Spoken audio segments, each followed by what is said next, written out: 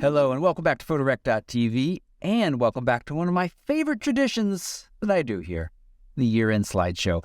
This is the 9th year. 9 slideshows. That's a little crazy to me. Now, this isn't the actual slideshow, of course. This is my request for you to pick your one, I know that's tough, favorite photo that you captured this past year. Last year, when I reminded you about this video, I also shared several tips for better photos. Those tips are still relevant. You can watch that video here, or maybe here, or linked down below. And this year, I've got a couple of quick post-processing tips. But first, let me remind you why I love this PhotoRec TV slideshow tradition so much.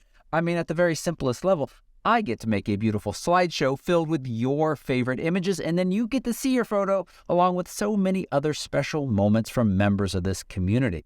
I also love the conversations that I have with you all as you're going back through your pictures from this year and picking just one. And I know, yes, it needs to be just one. Some years it is very challenging to narrow it down to just one. I want to make it clear, it does not need to be a technically perfect picture. It's your favorite photo for whatever reason. And I think people are often hesitant to participate because they think they don't have a worthy photo. That's not true. If you're watching this video, you're part of this community, and I guarantee you have a worthy photo. You do just need to make sure that it's 4,000 pixels on the long side so it looks good in a 4K slideshow, and you need to make sure that you submit it by the end of the day, December 27th. And yes, one more time, submit just one. I'm not going to pick your favorite photo of 2022. I reserve the right not to include any of your photos if you try to make me pick. If you accidentally submit more than one, just send me an email, reach out, social media. I'm happy to fix that. And something I started a few years back. Would you like to submit suggestions for the music used? I typically need a song or two. I love Epidemic Sound. You can follow the link down below. Feel free to send me suggestions.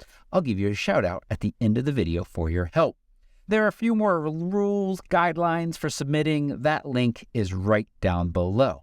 Now, let's talk about some simple post-processing tips that are going to greatly help your efficiency in 2023 and beyond. Starting with keyboard shortcuts. Look, this might seem overly simple or basic, but knowing just a few keyboard shortcuts can make a huge difference in the speed of your post-processing.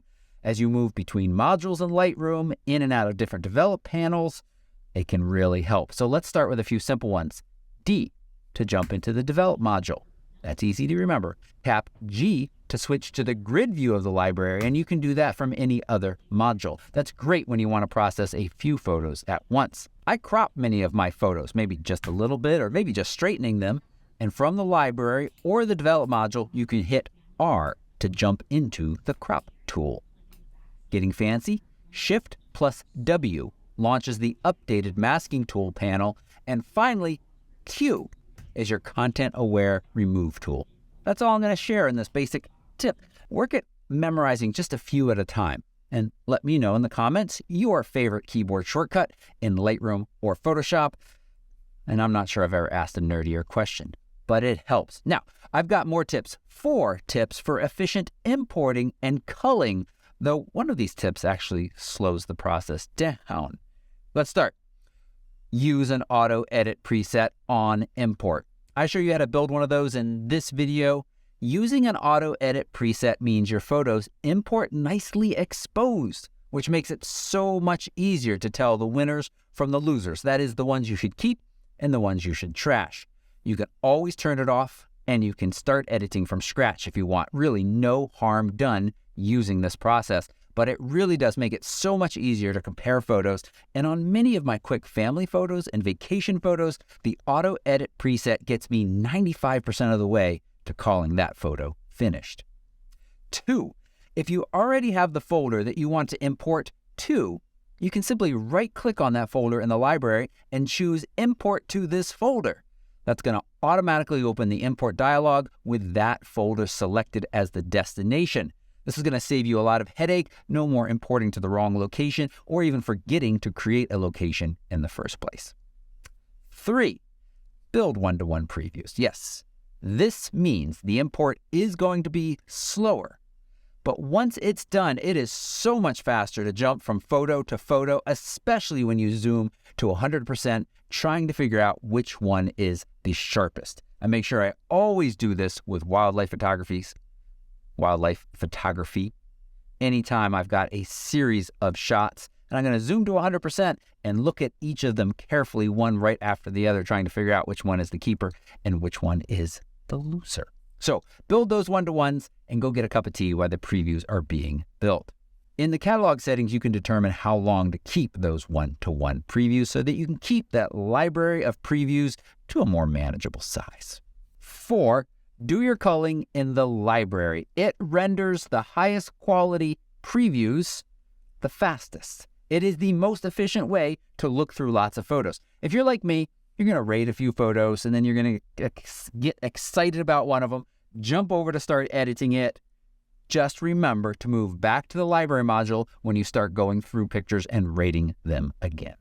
And I want you to take advantage of the synchronize settings feature. So if you've carefully edited one photo, you can apply those edits to similar photos with just a quick click. Even complicated masking can be synchronized. It makes it so much easier to compare photos when you have brought in those careful edits to a bunch of them. That's it. A few simple tips for more efficient editing in 2023. And a reminder that if you want to join a community of people working to be better photographers, you can visit photorec.tv/pen to join. Do you have a tip for better post-processing and more efficient editing? You can leave that in the comments below. And now, take some time to look through the photos you captured this past year, find your favorite, and send it to me for that year-end slideshow. I'd also love to know how many photos you took this year. Feel free to leave that in a comment below. You can guess how many I took. Actually, you should say how many are in my library, because one of my goals this year was to be very diligent about deleting the junk. And so my library is much smaller than in years past, and I'm pretty happy about that. I'll be back to share that number in a few days and let you know. Happy holidays, everybody. Thank you for being part of this community. Bye-bye.